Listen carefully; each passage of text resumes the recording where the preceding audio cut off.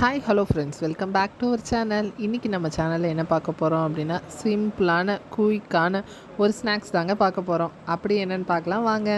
அன்றைக்கி ஒரு நாள் எங்கள் ஹஸ்பண்ட் வந்துட்டு ஸ்நாக்ஸ் வேணும் அப்படின்னு சொல்லி கேட்கும்போது, வீட்டில் பார்த்தா முட்டை மட்டும்தாங்க இருந்துச்சு.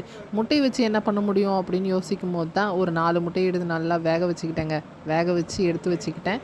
அதை என்ன பண்ணேன் அப்படின்னா வந்துட்டு, நல்லா வெந்து போன முட்டையும் வந்துட்டு உரித்து அதில் இருக்க மஞ்சக்கருவை தனியாக எடுத்து அதை குட்டி குட்டி பீஸாக கட் பண்ணிக்கிட்டேங்க. அதுக்கப்புறம் ஒரு பவுலில் வந்துட்டு ஃபஸ்ட்டு கொஞ்சமாக வந்துட்டு கார்ன்ஃப்ளவர் மாவு எடுத்துக்கிட்டேன். அதுக்கப்புறமா என்ன பண்ணுறேன் அப்படின்னா, அரிசி மாவு தாங்க. கொஞ்சம் கிறிஸ்பியாக வேணும் அப்படிங்கிறதுக்காக அரிசி மாவையும் ஆட் பண்ணிக்கிட்டேன். இன்னொரு விஷயம் தெரியுமா உங்களுக்கெல்லாம், மைதா மாவு வந்துட்டு ஆட் பண்ணோம் அப்படின்னாலும் அதுவும் முறுமுறுப்பு தருமாங்க. அதனால் நான் மைதா மாவும் கொஞ்சோண்டு ஆட் பண்ணிக்கிட்டேன். மைதா மாவு வந்துட்டு 1 ஸ்பூன் தான் போட்டுக்கிட்டேன், அதிகமாக எதுவும் போடல. அதுக்கப்புறம் என்ன பண்ணுறேன் அப்படின்னா வந்துட்டு, காரம் எவ்வளோ வேணுமோ அந்த அளவுக்கு வந்துட்டு காரம் போட்டுக்கலாம். எங்கள் வீட்டில் வந்துட்டு காரம் கொஞ்சம் கம்மியாக தான் சாப்பிடுவாங்க. ஸோ அதனால் 1 டீஸ்பூன் தான் காரம் போட்டுக்கிட்டேன். அதுக்கப்புறம் என்ன போடுறோம் அப்படின்னா வந்துட்டு, காரத்தை நல்லா ஓரளவுக்கு ஒரு வீட்டில் வந்துட்டு காரம் அதிகமாக சாப்பிடுவீங்க, ஒரு வீட்டில் கம்மியாக சாப்பிடுவீங்க. இங்கே கம்மியாக சாப்பிட்றதுனால காரம் கம்மியாக போட்டுக்கிட்டேங்க. இஞ்சி பூண்டு பேஸ்ட் அடுத்ததாக போட்டுக்கிறோம். எவ்வளோ வேணுமோ அவ்வளோ போட்டுக்கிறோங்க. ஏன்னா வந்துட்டு நான்வெஜ் அப்படின்னாலே இஞ்சி பூண்டு பேஸ்ட் இருந்தால் தாங்க அது டேஸ்ட்டே கொடுக்கும். அப்போ தானே நல்லா சாப்பிட்றதுக்கு வாசமாக இருக்கும். அதுக்கப்புறம் என்ன போடுறோம் அப்படின்னா, கரம் மசாலா போட்டுக்கிறோம். அது சும்மா கொஞ்சம் தான் போட்டேன். அது கொஞ்சமாக போட்ட வாட்டி அதுக்கப்புறம் என்ன பண்ணுறோம் அப்படின்னா, கலருக்காக வந்துட்டு நீங்கள் இதை சேர்த்துக்கலாம், ஆப்ஷனல் தான். காஷ்மீரி சில்லி சேர்த்துக்கிட்டோங்க. எங்கள் வீட்டில் வந்துட்டு அவருக்கு கலர்ஃபுல்லாக இருந்தால் தான் சாப்பிட்ணுன்னு தோணும். அதனால் நாங்கள் கலர்ஃபுல்லாக இருக்கட்டுங்கிறதுக்காக காஷ்மீரி சில்லி சேர்த்துக்கிட்டோம். அதுக்கப்புறம் என்ன போடுறோம் அப்படின்னா, கடைசியாக உப்பு இல்லைன்னா எப்படிங்க இருக்கும்? உப்பு தாங்க. உப்பு வந்துட்டு நான் வந்துட்டு 1 டீஸ்பூன் போட்டுக்கிட்டேன். பத்தலை அப்படின்னா இன்னும் வேணுனாலும் ஆட் பண்ணிக்கலாம். நீங்கள் டேஸ்ட் பார்த்துட்டு போட்டுக்கோங்க. உப்பையும் சேர்த்து நல்லா ஃபஸ்ட்டு எல்லோரும் மேக்ஸிமம் என்ன பண்ணுவீங்க அப்படின்னா, இப்போவே தண்ணி ஊற்றி மிக்ஸ் பண்ணுவீங்க. அந்த தப்பை பண்ணவே பண்ணாதீங்க. ஃபஸ்ட்டு நல்லா அதை மிக்ஸ் பண்ணோம்னா தான் அந்த மசால்குள்ளே இருக்க டேஸ்ட்டெல்லாம் வந்துட்டு ஈக்குவலாக ஷேர் ஆகும். அதுக்கப்புறம் தான் நம்ம தண்ணி ஊற்றி பிசைய ஆரம்பிக்கணுங்க. அதனால் நான் ஃபஸ்ட்டு என்ன பண்ணேன் அப்படின்னா, இந்த இதெல்லாம் போட்டு நல்லா மிக்ஸ் பண்ணிக்கிறேங்க. மிக்ஸ் பண்ணது பிறகு தான் வந்துட்டு நான் தண்ணி ஆட் பண்ணுறேன்.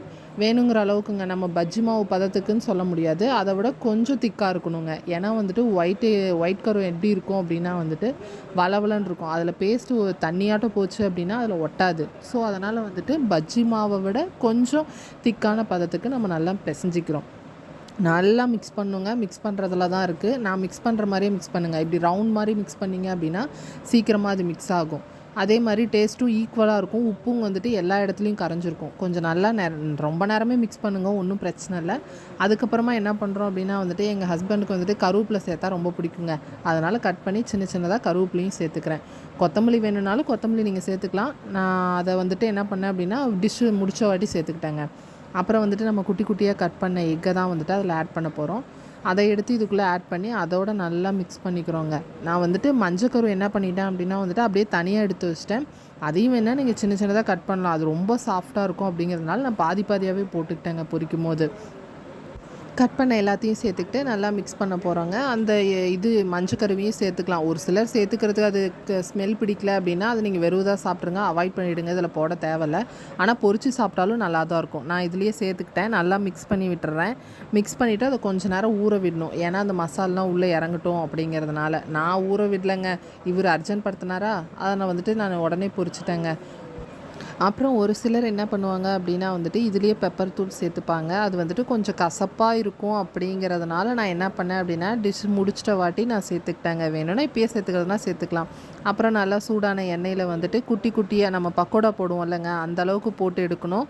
இதில் என்ன ஒரு சீக்ரெட் அப்படின்னா, ஒரு சில டைம் இப்படி பொரிக்கும் போது வெடிக்குங்க. அதனால் மறக்காமல் ஒரு பிளேட் வச்சு மூடிடுங்க. உள்ளே போட்டோன்னே வெடிக்காமல் இருக்கிறதுக்காக, நம்ம மேலே வெடிக்காமல் இருக்கிறதுக்காக நாங்கள் அந்த மாதிரி தாங்க பண்ணோம். பிளேட் போட்டு மூடி வச்சிட்டோம். மறுபடியும் வெந்தோன்னே மட்டும் எடுத்துக்கிட்டோம்.